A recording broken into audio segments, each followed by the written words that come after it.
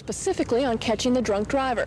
It would cost the city approximately $70,000 to operate the program the first 6 months. Chief Wetherington encouraged counselors to consider joining the program. What this grant is, it pays for the first year 70% of all the expenses that it would take to set up a program such as this, and then the next year it would be 60-40, and the final year, this is a 3-year project, the final year would be 50-50. Captain Herschel Clark and Laurie Kane are the officials that decide which cities are eligible to apply for the grant. Keep in mind with the increase in fines and revenues, and these people are not going to just arrest drunk drivers. While they're writing one DUI citation, they're probably going to find 2 or 3 other violations while they're looking for one of those. But this program can be self-sustaining on its own, just from the revenues it'll generate. The officials told counselors that drunk driving is on the increase, and the program would aid local police in stronger enforcement against DUI violators. Mayor Feichner plans to come back to council within the next 2 weeks to recommend whether the city's $50 million budget can afford the program and come up with the funds necessary to match those offered by the grant. Stephanie McLaughlin, 3 Eyewitness News. You may have to start paying for weather forecasts if the federal government goes ahead with its plan to sell the National Weather Service. James Winchester of the National Oceanic and Atmospheric Administration is conducting a study of the Weather Service, and he says he wants it dismantled as soon as possible. But Weather Service employees say that's a bad idea. But I think the intent of Mr. Winchester is to go in and cut it. Now, he allegedly made the comment that this committee will go his way if he has to meet with them every week.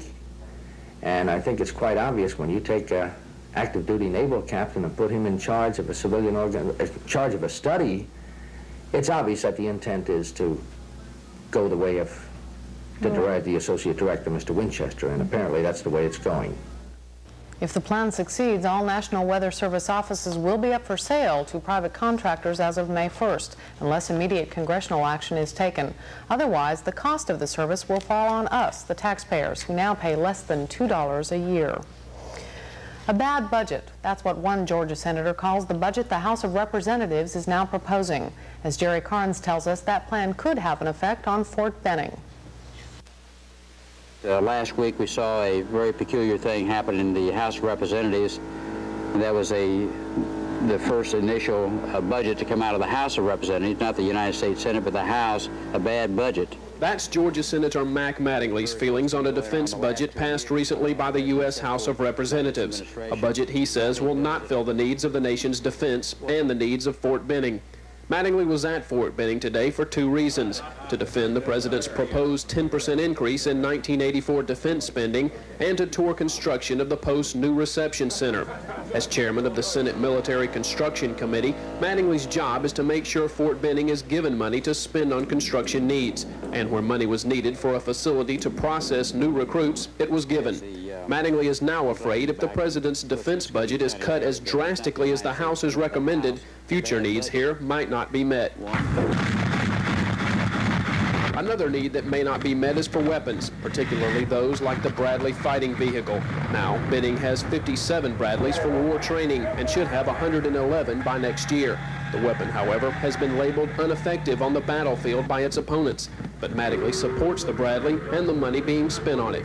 The weapon system is designed to deliver firepower, and that's precisely what it does, and it does it in the mode that's set forth not only by the Defense Department, but also what are the required needs of those in the infantry. Talking about mobility that can outfight the Soviets, that's money well spent. And you're talking about firepower that'll enable you to win on the battlefield. And it simply comes down to this: if you want to win on the modern battlefield, you got to pay the price. Now Mattingly will work in Washington to fill Fort Benning's needs. He admits it's not likely President Reagan's 10% increase in spending is passed by Congress, and he's aiming on a compromise between that and cuts proposed by the House. Jerry Carnes, 3 Eyewitness News. Coming up, Superwoman Part 1. And the employment outlook as Eyewitness News Update continues.